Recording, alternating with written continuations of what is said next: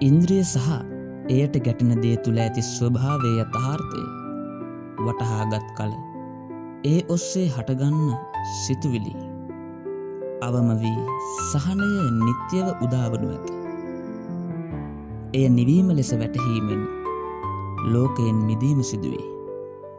ලෞකිකත්වය සුභයයි සැලකීමට තරම් සුන්දර දෙයක් මෙලොවින් ගත නොහැක. ඇසිපිය හෙළන ක්ෂණයකුදු සැබෑ සහනයක් මෙලොවින් ගත නොහැක.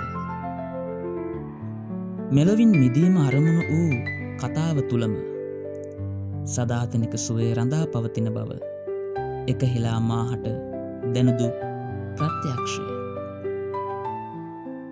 එය මා වරදින් මුදවාලයි. මෙලොව පිළිබඳ අදහසක් පැන නොනගින තරමටම හිත හුදකලාවීමෙන් ඉන්ද්‍රියයන් දමනය වී යයි. එම දමනය තුළින් මිනිසත් භවය පූර්ණ කොට එයින් උපරිම ප්‍රයෝජන ලද්දකු වී පහනක් නිවී ගියාසේ නිවී යන මග ශීඝ්‍රයෙන් ප්‍රඥාවට ගෝචර වේ. එය මෝහයෙන් අන්ධ වී සුවයේ මංමාවත් සොයන්නන්ට වඩා ප්‍රබලව ගමන් කිරීමකි.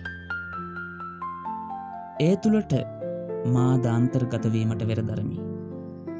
මන්දයත් එය තරම් සුන්දර ගමනක් බුදුදහමින් තොරව මා සත්‍ය වශයෙන්ම නොදකිමි. සෙනග දසදහසක් මැද වුවද මා හුදකලාව වාසය කරමි.